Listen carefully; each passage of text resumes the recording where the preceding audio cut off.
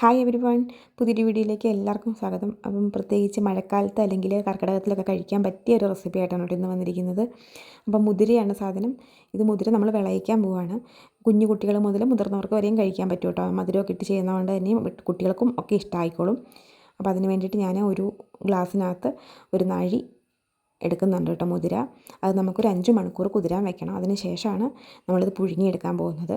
അപ്പോൾ ആദ്യം ഞാനിത് എടുത്തിട്ട് വെള്ളത്തിലിട്ട് ഒന്ന് കഴുകിയിട്ട് വെക്കാൻ പോവാണ് കേട്ടോ. 5 മണിക്കൂറത്തേന് വെക്കാൻ പോവാണ്. ഒരുപാട് ഗുണങ്ങളുള്ള ഒന്നാണ് കേട്ടോ മുതിര. അതിനകത്ത് പ്രോട്ടീനും കാൽസ്യവും അയണും ഒക്കെ ധാരാളമായിട്ട് അടങ്ങിയിട്ടുണ്ട്. രക്തക്കുറവുള്ളവർക്കും അല്ലെങ്കിൽ അമിതമായിട്ട് വണ്ണമുള്ളവർക്കൊക്കെ ഒരു നേരത്തെ ഭക്ഷണമായിട്ട് തന്നെ ഇത് കഴിക്കാവുന്നതാണ് കേട്ടോ. ഇത് പല രീതിയിൽ നമുക്ക് ഉപയോഗിക്കാം കേട്ടോ. ഇപ്പം ഞാൻ കാണിച്ചു തരുന്ന പോലെ നമുക്കിത് വിളയിച്ച് കഴിക്കാം. അപ്പോൾ കുഞ്ഞുങ്ങൾക്കാണെങ്കിൽ പോലും ഇഷ്ടപ്പെടും. പിന്നെ നമുക്ക് തോരൻ വയ്ക്കാം, ചാറുകറിയായിട്ട് ഉണ്ടാക്കാം, പുഴുങ്ങി പച്ചത്തേങ്ങ ഇട്ട് കഴിക്കാം. അങ്ങനെ പല രീതിയിലും നമുക്കിത് ഉപയോഗിക്കാവുന്നതാണ്. ഞാൻ കുതിരാൻ 5-6 മണിക്കൂർ കഴിഞ്ഞപ്പോൾ ഞാനിത് നമ്മുടെ കുക്കറി വെച്ചാണ് കേട്ടോ വിസിലടുപ്പിച്ചത്. അപ്പോൾ വെന്ത് വെച്ചേക്കുന്നതാണിത്. നന്നായിട്ട് വെന്ത് കിട്ടിയിട്ടുണ്ട്.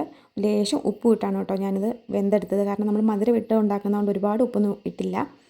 അപ്പോൾ ഇതാ ഇനി നമുക്കൊരു പാത്രം അടുപ്പത്ത് വയ്ക്കാം. ഇനി അതിലേക്ക് പാത്രം ചൂടാകുമ്പോൾ ഇത് കുറേശ്ശായിട്ട് കോരിയിട്ട് കൊടുക്കാം. എൻ്റെ ചെറുതിലെ ഞാനിത് കഴിച്ചിട്ടുണ്ട് കേട്ടോ. ഇതിനുകൊണ്ട് മുതിര ചമ്മന്തിയൊക്കെ ഉണ്ടാക്കി കഴിച്ചിട്ടുണ്ട്.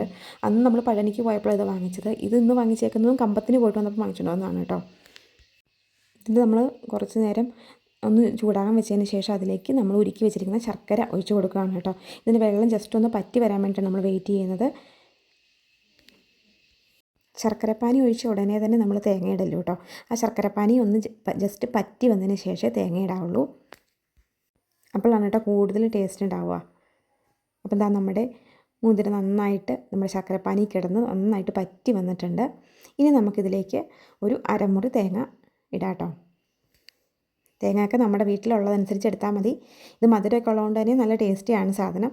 എന്നാലും തേങ്ങയൊക്കെ ഇടുമ്പോൾ കൂടുതൽ ടേസ്റ്റി ആവും. അതുകൊണ്ട് ആവശ്യമുള്ളത്രയും തേങ്ങ നമുക്ക് ഇടാം കേട്ടോ. ഇത് പിന്നെ കണക്കൊന്നുമില്ല. തേങ്ങ കൂടുതലിടുന്നതാണല്ലോ ഏറ്റവും നല്ലത്. അപ്പം ഉള്ളതനുസരിച്ച് ഇടുക. ഞാനൊരു അരമുറി തേങ്ങയാണ് കേട്ടോ ഇടുന്നത്. ഇനി നമുക്ക് നന്നായിട്ട് ഒന്ന് മിക്സ് ചെയ്ത് കൊടുക്കാം.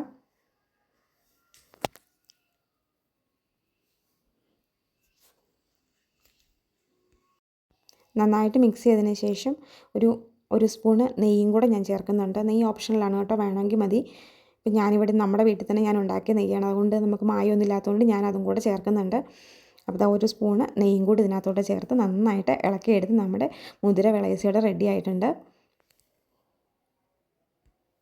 മുതിര ചൂടാണ്, അതുകൊണ്ട് തന്നെയും വേനൽക്കാലത്ത് കഴിക്കുന്നേക്കാൾ കൂടുതൽ നല്ലത് മഴക്കാലത്ത് കഴിക്കുന്നതാണ് കേട്ടോ. ഇത് ഇഡ്ഡലിക്കും ദോശയ്ക്കൊക്കെ കൂട്ടാൻ പറ്റുന്ന പൊടിച്ചമ്മന്തി ഉണ്ടല്ലോ, അത് ഈ മുതിരയും കൊണ്ട് നമുക്ക് ഉണ്ടാക്കാൻ പറ്റും കേട്ടോ. അപ്പോൾ അതിൻ്റെ വീഡിയോയും പുറകെ വരുന്നുണ്ട്. തണുത്ത് പോകാതെ ചൂടോടുകൂടി തന്നെ കഴിക്കുന്നതാണ് കേട്ടോ ഇതിൻ്റെ ടേസ്റ്റ്. ഫ്രിഡ്ജിൽ വെക്കാതെ 2 ദിവസമൊക്കെ കേടുകൂടാതെ ഇത് ഇരുന്നോളൂ കേട്ടോ. അപ്പോൾ ഇന്നത്തെ നമ്മുടെ വീഡിയോ ഇത്രയേ ഉള്ളൂ. ഇഷ്ടമാവുകയാണെങ്കിൽ നമ്മുടെ ചാനൽ സബ്സ്ക്രൈബ് ചെയ്യാൻ മറക്കണ്ട.